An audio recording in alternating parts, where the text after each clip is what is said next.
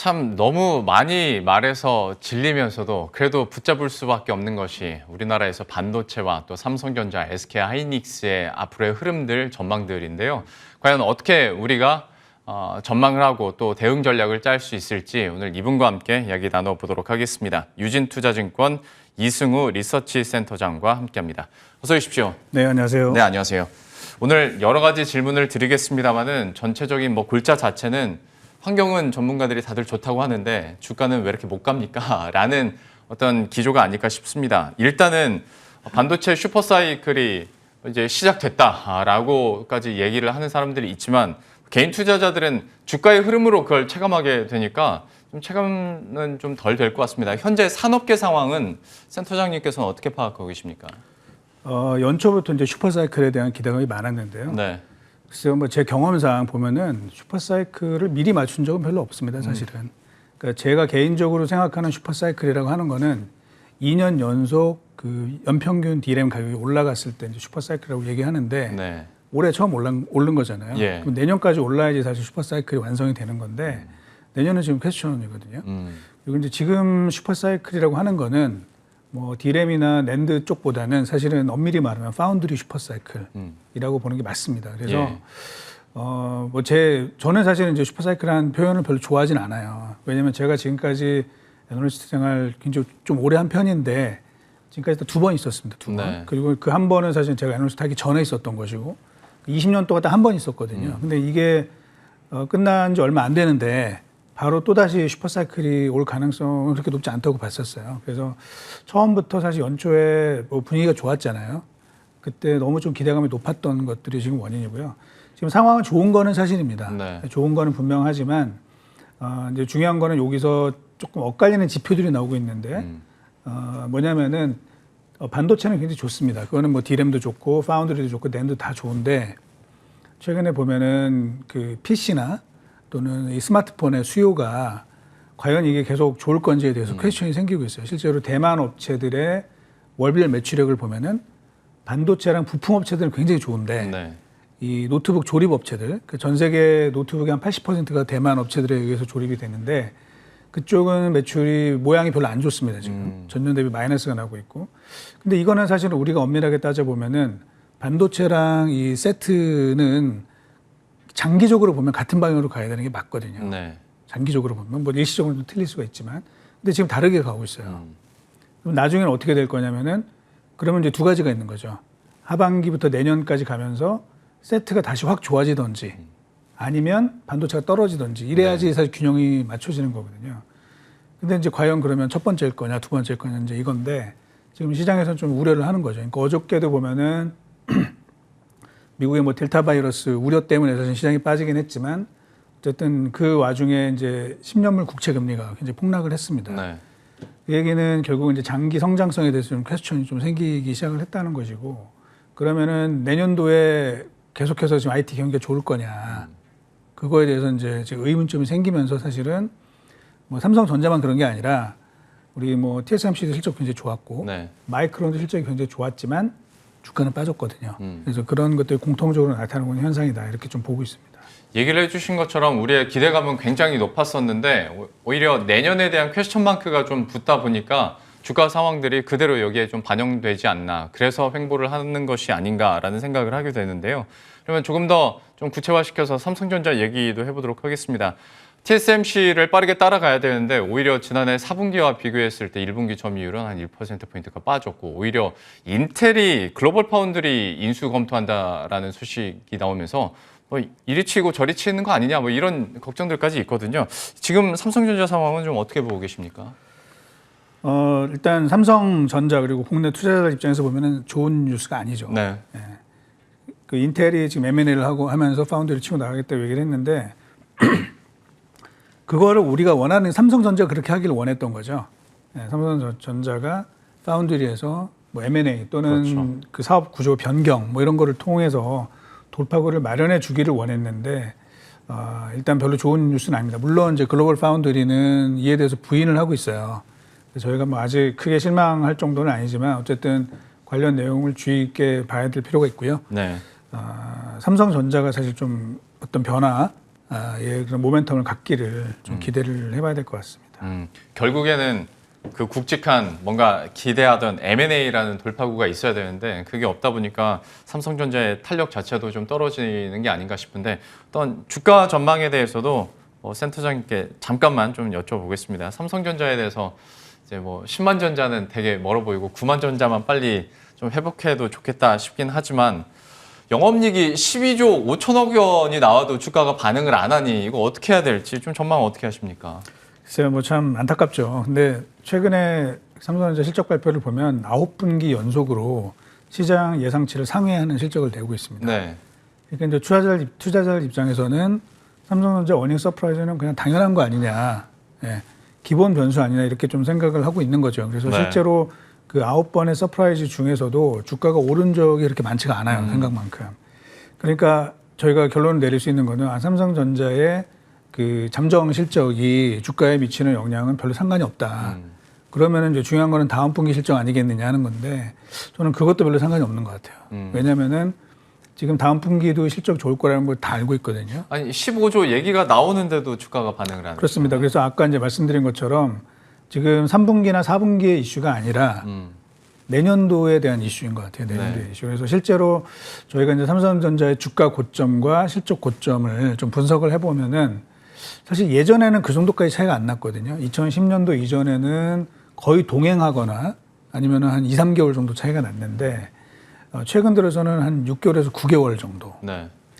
주가의 고점이 좀 선행을 하고 있습니다. 그래서 지금 우려는 그 내년에 대해서 우리가 잘 모르겠다.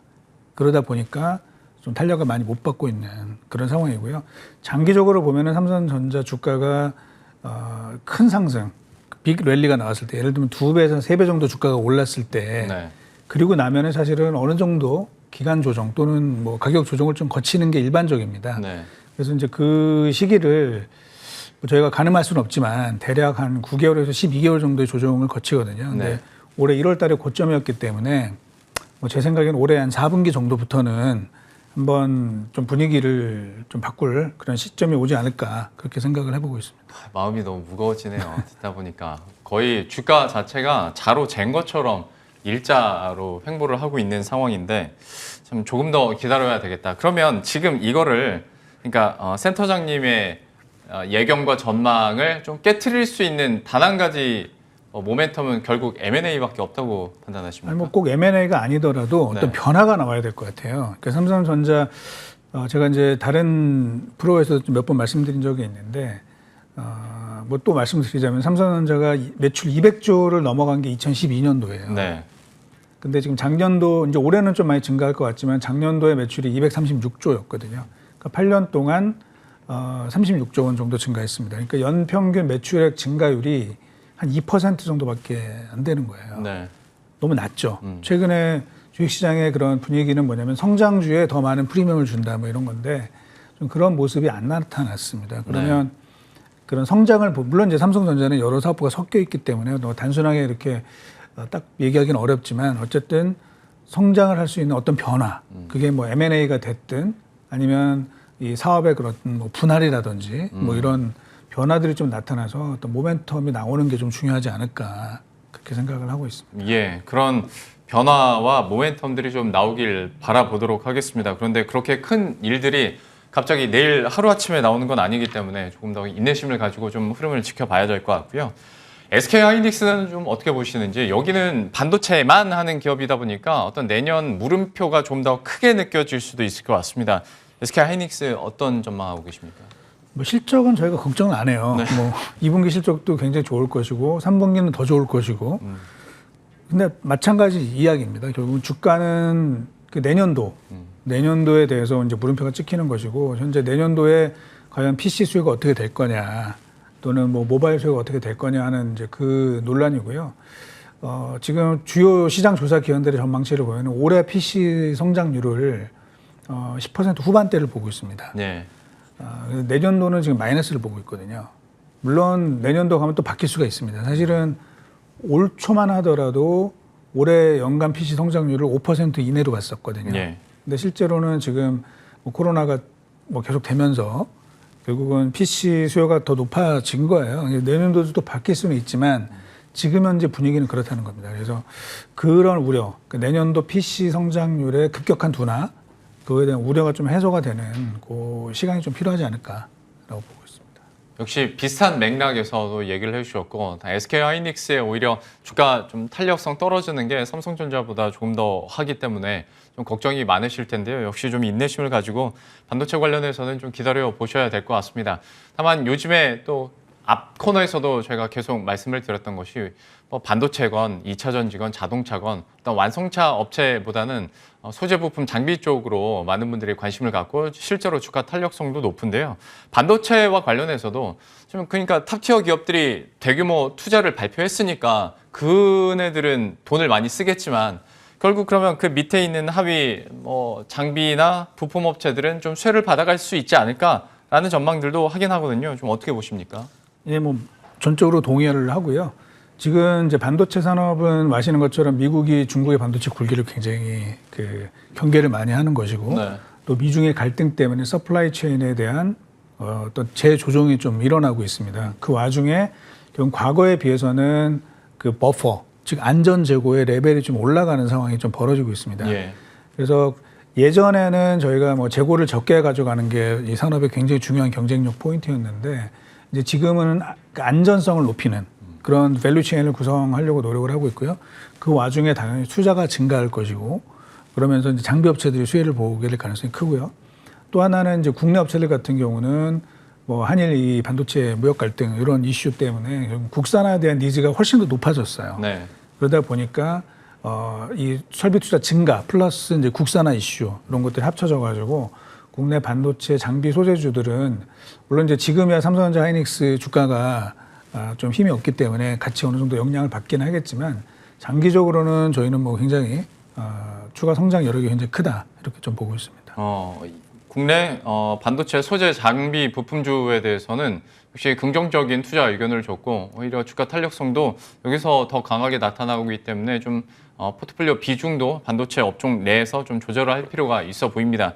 이제 설명해 주시면서 문득 든 생각이 앞에서 이제 중국에 대한 미국의 반도체 어떤 그 반도체 굴기에 대한 압박이 심해지고 있다라고 얘기를 해주셨잖아요. 네. 결과적으로 보면 그러면 또 삼성전자나 SK하이닉스에게는 이거는 반사이익이 될 수 있는 건데 그래도 뭐 주가를 다시 탄력적으로 이끌기엔 이것도 좀 역부족인 뉴스라고 판단하십니까? 아닙니다. 장기적으로는 그 미국과 중국, 그러니까 미국이 중국의 반도체 굴기를 억누르는 이 정책은 우리한테는 장기적으로 굉장히 호재라고 보고 있습니다. 네. 왜냐하면 사실 우리 이제 경험을 했던 것이 디스플레이나 뭐 LED 산업 같은 경우가 결국은 중국의 어떤 불공정 게임에 의해서 국내 업체들이 상당히 피해를 많이 봤었거든요.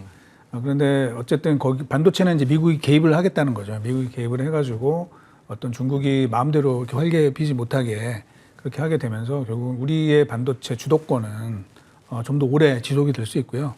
장기적으로는 뭐 저는 삼성전자 하이닉스 주가가 여기서 훨씬 더 추가 상승할 수 있다고 보고 있습니다. 예.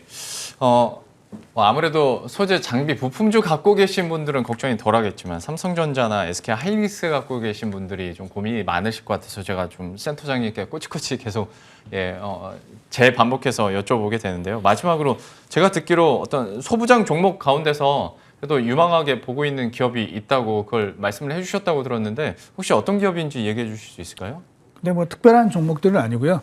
우리나라 이제 장비 소재 대표주들을 뭐 계속 선호를 하고 있습니다. 그래서 장비 쪽에서는 뭐 유진테크, 테스 같은 회사들을 저희가 좀 추천을 많이 드리고 있고 소재주 중에서는 SK 머티리얼즈 뭐 굉장히 장기적으로 역시 유망한 종목이다라고 말씀드리고 있습니다. 예, 뭐 유진테크와 테스 그리고 SK 머티리얼즈까지 또 한번 언급을 더 해주셨으니까요.